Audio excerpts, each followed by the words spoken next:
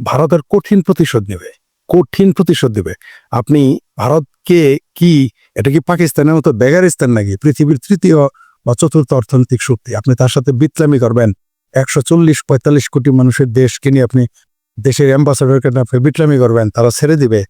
এটা যদি কেউ মনে করে সে বোকার স্বর্গে বাস করতেছে, এটার খেসারত দিতে হবে বাংলাদেশকে।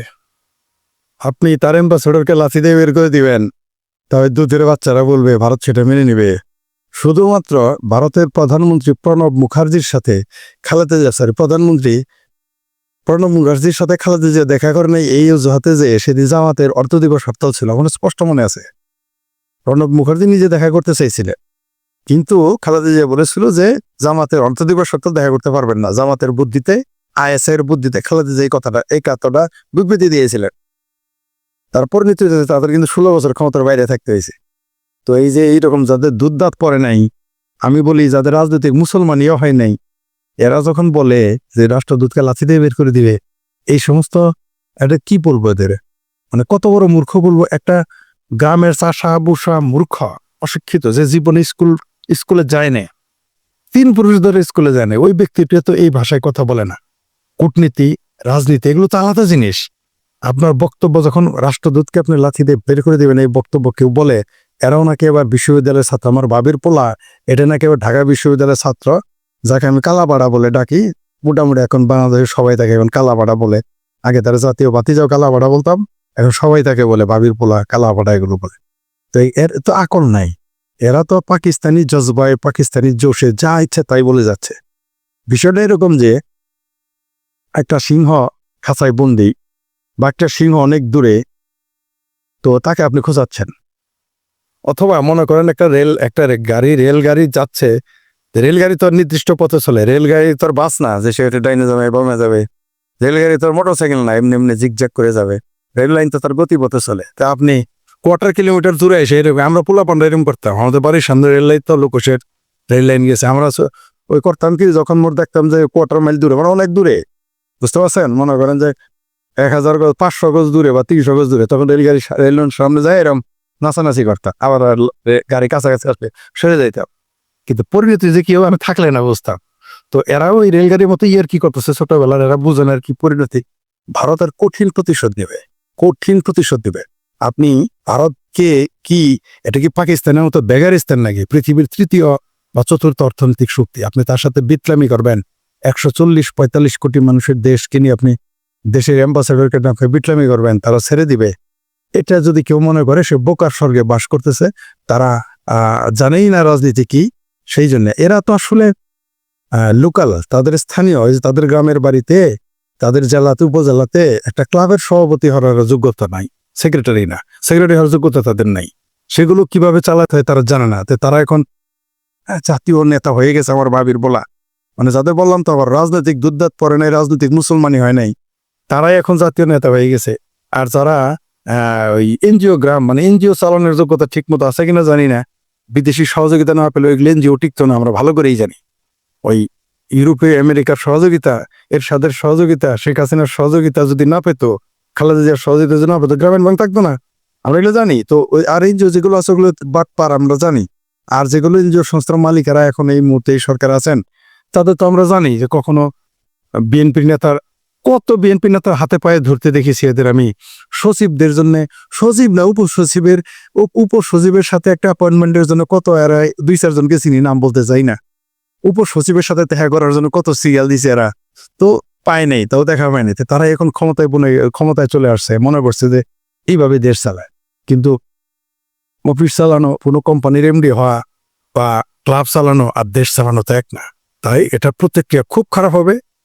এরা তো এটা করে চলে গেল। অর্থাৎ বিষয়টা এরকম, আপনি আমার বাড়ির সামনে থেকে শক্তিমান কোনো লোকের বাড়িতে ঢিল দিলেন, তাহলে আমার বাড়ির পরিণতি কি হবে? সেটা তার যে ঢেল দিছে সে তার হবে, সে তো চলেই যাবে। অর্থাৎ আমার এই ভাবির পোলারা, এদের তো পাবলিক পেটে পাড়াতে গোবাইর করে ফেলবে। আর যারা আছে 2-4 জন সিনিয়র, তারা হয়তো 2-4 জন পালিয়ে যেতে পারবে, আর ওগুলো পরিণতি সেমই হবে। কিন্তু ভারত এটা ভুলে যাবে না। ভারত হলো হাতির মতো। তবে আমার দেশের সাধারণ মানুষ, যেখানে আমাদের আমাদের পেঁয়াজ কাঁচামরিচের জন্য ভারতে যেতে হয়, আমাদের গরিব মানুষ চিকিৎসার জন্য সবচেয়ে সস্তা তারা ভারতে যায়। তারা বৃষ্টি হবে তারা কি হচ্ছে, ভিকটিম হবে না, অলরেডি হচ্ছে। আপনি দেখেন যে শুধুমাত্র ভিসাটা বন্ধ করে দেওয়ার জন্য কত মানুষের যে কষ্ট হচ্ছে সেটা আমি জানি, কারণ মেডিকেল ট্যুরিজমের সাথে জড়িত, এই ব্যবসার সাথে আমি জড়িত, আমি জানি তাদের কি কষ্ট। কারণ এত সস্তায় চিকিৎসা আর কোথাও ভালো চিকিৎসা আপনি পাবেন না। মিনিমাম থাইল্যান্ডে যেতে হবে, থাইল্যান্ডে তো ভিসাই পাবে না। যারা ভারতে যায় এদের 95% তো থাইল্যান্ডের ভিসাই পাবে না, যে ভিসা দিবে না। ঠিক আছে, 1 নম্বর হলো দিবে না। আর যে 5% 10% থাকলো, ধরে নিলাম 10% যোগ্য, কত টাকা খরচ হবে, কত টাকা, এটা তাদের হিসাব নাই। যে ইন্ডিয়ার চাইতে 3-4 গুণ চিকিৎসা খরচ বেশি থাইল্যান্ডে, এবং খাওয়া দাওয়া আসা যাওয়া আরো ঝামেলা, ভাষাগত সমস্যা, যেটা ইন্ডিয়াতে সমস্যা হতো না। কিন্তু ওই যে একটা কথা আছে, সুখে খাইতে ভূতে কিলায়, তা আমাদের তো সুখে খাইতে ভূতে কিলায়। কালকে যদি বাংলাদেশের সাথে, এরা তো লাফালাফি করতেছে যে ইন্ডিয়ান হাই কমিশন বন্ধ করে দিবে, ইন্ডিয়ান ব্যবসা প্রতিরোধ করবে। ওই যে আরেকটা রাজাকারের বাচ্চা রাজাকার আছে, যে শ্বশুরের লাথি খেয়ে শ্বশুর বাড়ি ছাড়তে হয়েছে, সে মাহমুদুর রহমান, কি রাজাকারের দেশ পত্রিকার নাকি মালিক। তো তিনি বলেছেন যে বাংলাদেশে কোনো ভারতীয় ব্যবসা প্রতিষ্ঠান থাকতে দেবে না। এই কথাটা জানেই না, ভারত যদি চলে যায় ভারতের কিছুই হবে না, কিন্তু বাংলাদেশ পঙ্গু হয়ে যাবে, তো ওর তো কিছু যায় আসে না।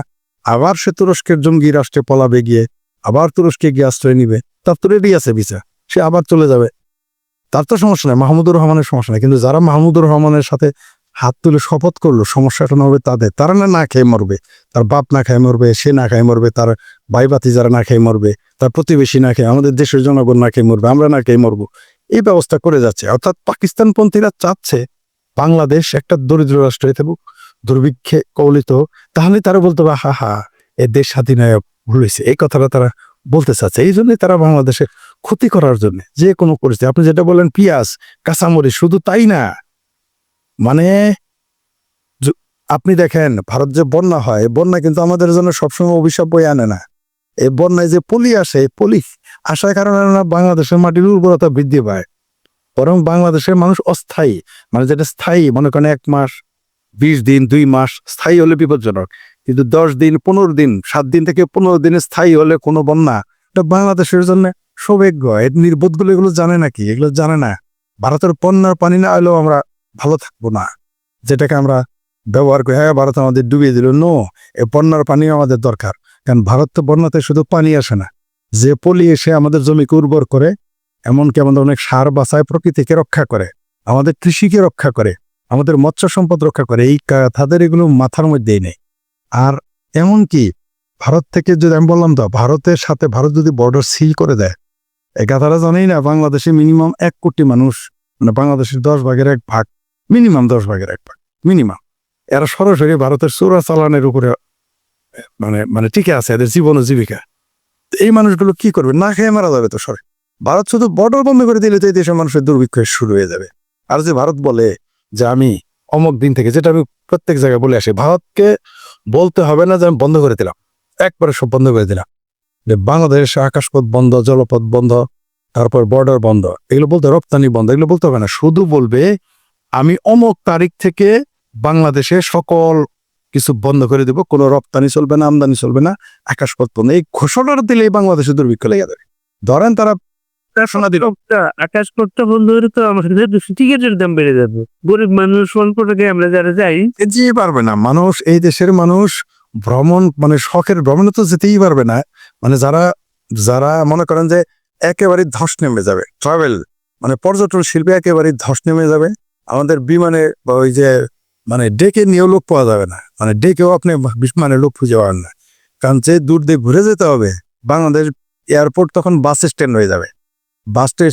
বাংলাদেশ বিমানবন্দরগুলোকে তখন বাস স্ট্যান্ড বানাতে হবে, কারণ বিমান চলবে না। এগুলো তো এরা জানে না। মানে এখনই আমাদের 5-6 লাখ লাগে মিনিমাম, মনে করেন মানে কমপক্ষে ডাবল হয়ে যাবে, যেটা এখন 1 লাখ সেটা 2 লাখ, যেটা 2 লাখ সেটা 4 লাখ হয়ে যাবে। কে যাবে তখন? এ মুরুদে আমাদের সবচেয়ে বড় কথা কি জানেন, তার চেয়ে যে বিপজ্জনক কথা, ভারত যখন আকাশপথ বন্ধ করে দিবে, আমাদের তখন আমাদের আমদানি রপ্তানিতে ধস নামবে। বিমান ভাড়ার জন্য তো সমস্যা, আমদানি রপ্তানিতে ধস নামবে। আর খাদ্য আপনি কোথায় পাবেন? আপনি খাদ্যটা কোথায় পাবেন? পাবেন না তো। এক বার্মা দিয়ে তো আপনি একটা দেশ চালাতে পারবেন না, শুধু বার্মার উপর নির্ভর করে। তারপরেও বার্মা তো আমাদের কথা শুনবে না, বাংলাদেশকে বার্মার সরকার ভালো চোখে দেখে না। রইল বাকি ভিয়েতনাম, আর মানে কি পানিপথেও তো আপনাকে ডিস্টার্ব করবে ভারত। কারণ মূলত অনেকেই বলে ভারত আমাদের 3 দিকে, আসলে তো ভারত আমাদের 4 দিকেই। আমরা তো ভারতের 4 দিকে আটকে আছি। ভারতের সাথে পাঙ্গা নেওয়া মানে বাংলাদেশ আত্মহত্যা করা। এই বোধটা এই দেশের মৌলবাদী শক্তি, স্বাধীনতা বিরোধী শক্তিদের নাই, যে ভারতের সাথে পাঙ্গা নেওয়া মানে আত্মহত্যা করা, বাংলাদেশ আত্মহত্যা। আবার বলতেছি, ভারতের সাথে পাঙ্গা নেওয়া মানে বাংলাদেশ আত্মহত্যা করা। এনসিপির একজন নেত্রী অস্বাভাবিক মৃত্যুবরণ করেছেন, আত্মহত্যা করেছেন। তিনি কয়েকদিন আগে ধানমন্ডি 32 নম্বরের সামনে তার মায়ের বয়সী একজন মহিলাকে বঙ্গবন্ধু ভক্ত অথবা আওয়ামী লীগ নেত্রী সেই অভিযোগে বেদরস মারপিট করেছেন। এরপর থেকে তিনি আলোচিত। এই ঘটনাকে আপনি কিভাবে দেখেন ভাই? আসলে ঘটনা, এটাকে আমি খুব একটা ভালো লক্ষণ হিসেবে দেখতেছি না। সেটা হত্যাই হোক বা আত্মহত্যাই হোক, হত্যা হলে তো অবশ্যই বিষয়টা ভিন্ন রকম চিন্তা করতে হবে। আর যদি আত্মহত্যা হয় তবুও সেটাকে আমরা সেটা আলোচনার দাবি রাখে। কারণ হচ্ছে, এই মেয়ে তো এখন আত্মহত্যা কেন করবে? সে তো এখন ক্ষমতা ভোগ উপভোগ করছে, আত্মহত্যা করলো। তার মানে আমরা ধরে নিতে পারি, ওই যে জুলাই সন্ত্রাসী আন্দোলনের সময় কেউ কেউ অভিযোগ করেছিলেন যে কিছু কিছু তরুণীরা ড্রাগে আসক্ত হয়ে আন্দোলনে যুক্ত হয়েছিল। সেই সন্দেহটা প্রবলভাবে মাথা চাড়া দিয়ে উঠবে। কারণ যারা আন্দোলনকারী, যারা বিপ্লবী, মানে তাদের ভাষায় অভ্যুত্থানকারী, তারা অভ্যুত্থানকারী বিপ্লবী আন্দোলনকারী তো আত্মহত্যা করে না। তারা জেলে যায়, মরে, মারে। আত্মহত্যা তো তাদের করার কথা না, তাই না? সুতরাং এটা যদি আত্মহত্যা হয়ে থাকে পুলিশের ভাষ্য মতে, পুলিশ তাই বলেছে, আমরা যতটুকু পুলিশের প্রাথমিক প্রতিবেদন যেটুকু দিয়েছে আমরা ধরে নিতে পারি এটা আত্মহত্যা। এনসিপির একজন নেতা এ নিয়ে একটা বক্তব্য দিয়েছেন সেই ঘটনার পর থেকে বলে তিনি আত্মহত্যা করেছেন। তিনি অবিরাম সাইবার বুলিং এর শিকার হচ্ছিলেন, তাকে তারা সমর্থন দেওয়ার চেষ্টা করছিলেন, কিন্তু শেষ পর্যন্ত তিনি এটা কোনোভাবে অ্যাকসেপ্ট করতে পারেননি। এর জন্য তিনি আত্মহত্যা করেছেন। এটাকে তিনি স্কুল হিসাবে চিত্রিত করে বলেছেন। তারা এর বদলে যেতে পারেন। আমরা ওই বদলা নেওয়াটাই আসল কথা, শেষ লাইনটাই আসল কথা। সাইবার বুলিং এর জন্য সে আত্মহত্যা করেছে এটা আমি বিশ্বাস করি না। যিনি বা যারা বা যে এটা বলেছেন, তিনি একটা অত্যন্ত বদ প্রকৃতির লোক, বদমাইশি মাইন্ডসেট আপনি এটা বলেছেন। ওই যে শেষ কথাটা ঠিক করার জন্য সাইবার বুলিং এ যদি এরা আত্মহত্যা করতো, তাহলে তাদেরই একজন শরিক, তাদেরই আন্দোলনের একজন সহযোগীকে আমরা কি বিশ্রী ভাষা বীর মুক্তিযোদ্ধা ফজলুর রহমানের বাসার সামনে গালি দিতে দেখেছি। সে নিজেকে উদ্দেশ্যে বলেছে যে কাছার উপর কাওয়া, ফজলুর রহমান আমার ড্যাশ ড্যাশ ড্যাশ। সে নিজের শরীরের প্রাইভেট পার্সনে কথা বলেছে। তো এরা বুঝে সাইবার বুলিং আত্মহত্যা করবে। এটা আপনার কন্যা, আমার কন্যা, আমার বোন, আপনার বোন করতে পারে, তারা করবে না। এটা একটা মিথ্যা কথা। সে আত্মহত্যা করেছে, তার পারিবারিক কারণ থাকতে পারে, তার ব্যক্তিগত প্রেমের কারণ থাকতে পারে, তার অর্থনৈতিক কারণ থাকতে পারে, শিক্ষা দীক্ষা, তার যে হয়তো আকাঙ্ক্ষা ছিল এই তথাকথিত আন্দোলনে যুক্ত হওয়ার পর এই পাবে, সেই পাবে, এইটা পাবে, হাতি পাবে, ঘোড়া পাবে, ভেড়া পাবে, ইত্যাদি ইত্যাদি, বাঘ ভাল্লুক পাবে, এরকম একটা তার আকাঙ্ক্ষা ছিল, হয়তো সেটা পায়নি, সেখানে আত্মহত্যা করতে পারে। বুলিং এর শিকার আত্মহত্যা করছে, এটা সর্বৈব মিথ্যা কথা।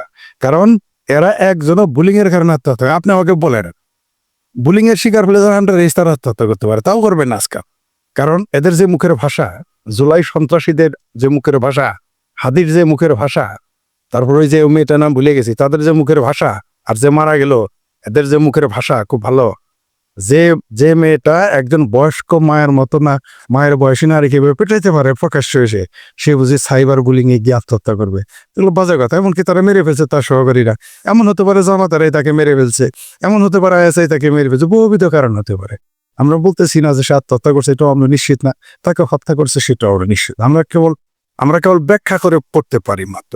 কিন্তু যে ছেলেটা বা যে তরুণটা, কারণ এদের বুদ্ধিগত আমরা জানি তো, বিশ্ববিদ্যালয়ের ছাত্র, সে বলে যে বাংলাদেশ থেকে ভারতের বাজেট যায়, এই বুদ্ধি আল্লাহ করে। আমাদের জামালপুর ভাষায় এদেরকে বলে বুদ্ধেল, মানে বেকুবকে, মানে বুদ্ধি আল্লাহর জায়গায় বুদ্ধেল বলে ঠাট্টা করার জন্য মস্করা। এরা এরকম বুদ্ধেল, তো তাদের ওই যে শেষ কথাটা সত্য, তারা প্রতিশোধ নেবে। হয়তো পারে যে প্রতিশোধ নেওয়ার জন্য, যেমন হাদির ঘটনা কি ইস্যু করে বাংলাদেশের আইন, বাংলাদেশে যারা সরকারে তারা বলেছে যে আওয়ামী লীগকে যেখানে ইচ্ছে সেখানে ধর্ম মামলা না থাকলেও পৃথিবীর কোনো সভ্য দেশ তো দূরের কথা, কোনো অসভ্য দেশ এটা করে কিন্তু বলে না, মানে করে কিন্তু বলে না, অন্তত মুখে বলে না। অর্থাৎ শকুন মানে পচা মরা গলা খেলেও পাখাটা ঢেকে খায়, এরা না ঢেকে বলে ফেলেছে কত অসভ্য, কত ইতর, কত বর্বর একটি শাসন ব্যবস্থা আমরা বাস করি। বলা হয়েছে মামলা না থাকলেও গ্রেপ্তার করতে হবে, করা হবে। তো এগুলো শিলা বের করার জন্য তারা এগুলো বলেছে, সাইবার বুলিং এর সাথে করেনি।